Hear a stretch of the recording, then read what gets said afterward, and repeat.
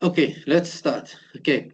Hello, everyone, and welcome to our webinar on the monitoring and evaluation framework for the mental and physical wellness initiative at ETA College. My name is Adil Mia, and I'm joined by Kagiso Matsipe and Michael Alfred Isau. Thank you for taking the time to join us today. Over the next 10 to 15 minutes, we will present our comprehensive monitoring and evaluation framework, explaining why it's important, the key principles and indicators we will monitor, the methodology, roles, and responsibilities in our timeline. We will finish with next steps and a Q&A session, so please save your questions for the end or post them in the Teams chat. Let's start by providing some background on the initiative. I now pass over to Kagiso.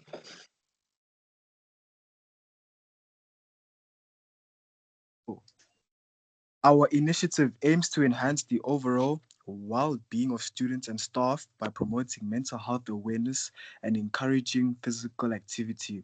We know that academic pressures and personal responsibilities contribute to increased anxiety and burnout while also reducing physical activity levels. Because mental health and physical health are closely connected, for example, exercising improves mood and cognitive function.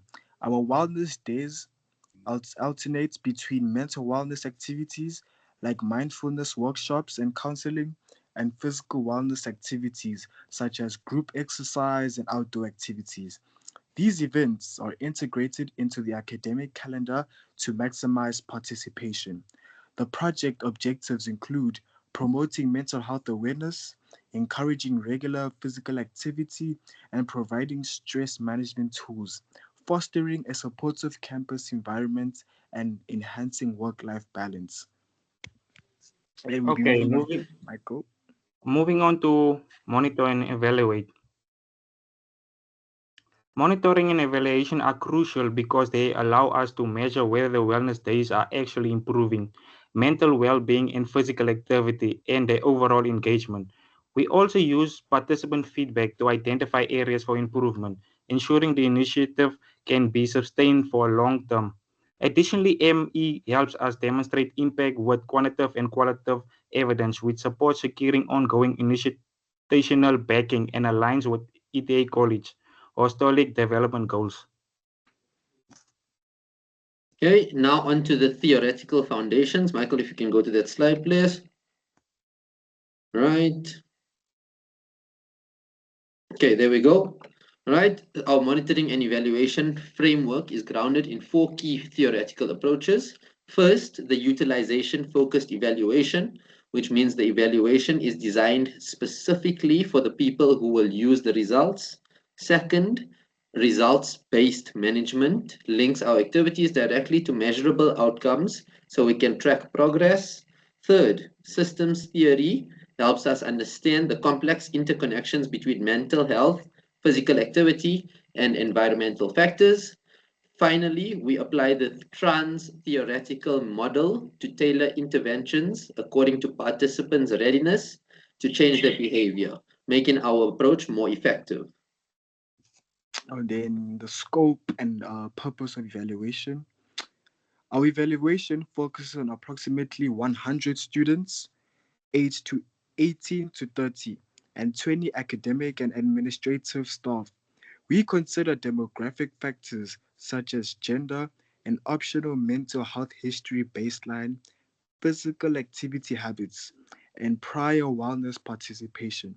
This initiative will be delivered both on campus, in sports fields, classrooms, and studios, and online through digital surveys and check ins. The timeline includes baseline data collection from July the 7th to the 11th, a midpoint assessment in August, and a post implementation evaluation from October the 27th to the 31st. The purpose is to measure improvements in mental well being and physical health, determine which activities are most effective, identify participation barriers, and recommend improvements. Key evaluations, questions, and SMART objectives. We formulated 5 key evaluation questions that guide our assessment. So, firstly, have participants reported improvements in mental well being? Second, has physical activity and awareness increased? Third, which wellness day components are most effective? Fourth, what barriers prevent full participation? 5. What recommendations can help scale or improve the program? To measure success, we set SMART objectives such as increasing participation by 30% in one academic year, reducing self-reported stress by 20% in the next 6 months, achieving at least 80% attendance, ensuring that 75% awareness of support services, and increase physical activity by 30%. Okay, moving on to our cost and resource plan, right? We budgeted carefully to cover all essential resources, namely the external monitoring and evaluation consultant hours for expert support, printing of 120 student surveys, software licenses, internet and data for digital form submissions, transport for evaluators, incentives for staff and students to encourage participation, right? And overhead costs to support administration. Our total estimated cost is 19,740 Rand, which balances resource needs and feasibility. Right, moving on to slide 8, our methodology and data collection. We use a convergent parallel mixed methods design that collects quantitative and qualitative data simultaneously.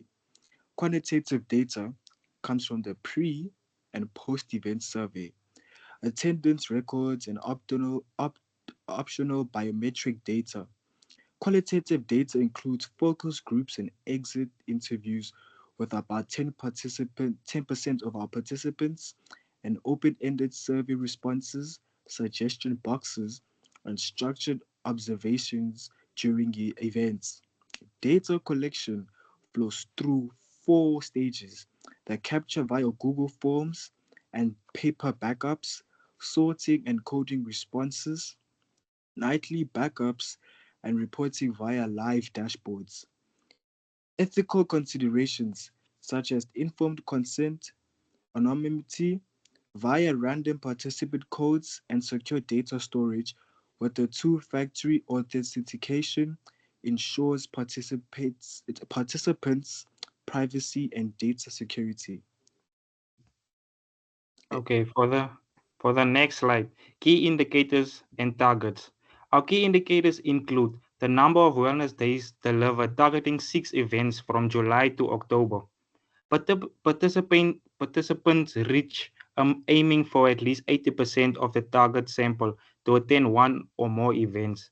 Distribution of informational resources with a goal of at least 10 unique materials shared. For our outcomes, we measure stress reduction, targeting a 20% or greater decrease in average percentage stress scale scores. Awareness of support service, aiming for 75% or more participants to indicate they know where the access help. And then physical activity uptake, seeking a 30% increase in participant reporting at least 3 moderate to vigorous sessions per week. Okay, now onto the roles reporting and what comes next. Clear roles are essential for successful monitoring and evaluation, right? Therefore, the project lead holds overall accountability. The monitoring and evaluation officer is responsible for framework design. The data collection team handles surveys and attendance logs. The focus group facilitator manages qualitative sessions. The data analyst conducts data cleaning and analysis. The stakeholder liaison manages dissemination and stakeholder feedback, right? We will produce interim dashboards after the midpoint assessment in August and a final report at the end of October, sharing findings via email, Microsoft Team channels, right, and campus notice boards. Our timeline starts with finalizing and piloting tools in early July, baseline data collection in the second week of July, followed by the first wellness day, then midpoint assessment in August, ongoing event implementation and data capture, post-implementation evaluation in late October, and sharing final results in November. We'll also provide a slide deck and recording link after this webinar and send a feedback survey to all attendees. Thank you for your attention. We are now ready to take your questions.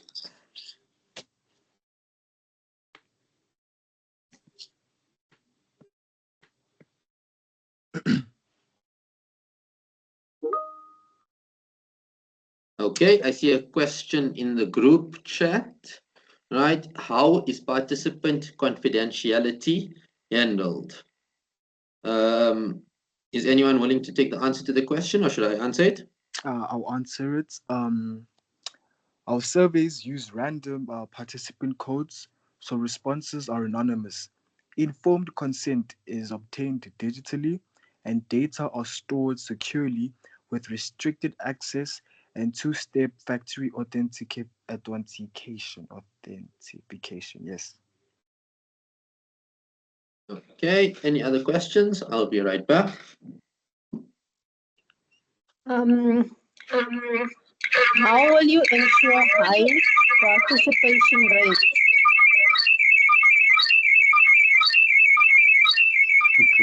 Okay, so how will we ensure high participant rates?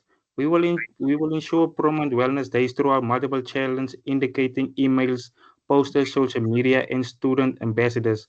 We will offer initiatives like wellness swag, healthy snacks, and schedule events at various times to maximum attendance. Okay, is there any other questions?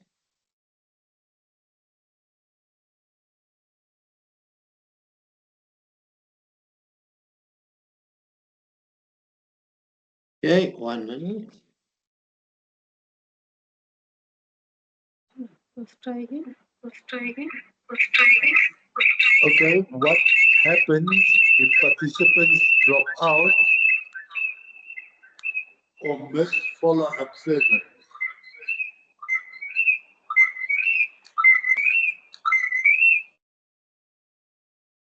Guys, did you hear the question? Sorry, I didn't hear it. I couldn't hear it. Ibrahim, can you please repeat the question? What happens? What happens if participants drop out or miss follow-up surgery? Okay, so we send reminders and offer multiple ways to complete surveys. That means via online, and we use a paper system. We also collect reasons for dropout via exit interviews to adjust programming as needed. Okay, that brings us to the end of this webinar. Thank you so much for joining. We appreciate your feedback and your questions and your time. Thank you very much. Goodbye. The meeting is ended. Thank you.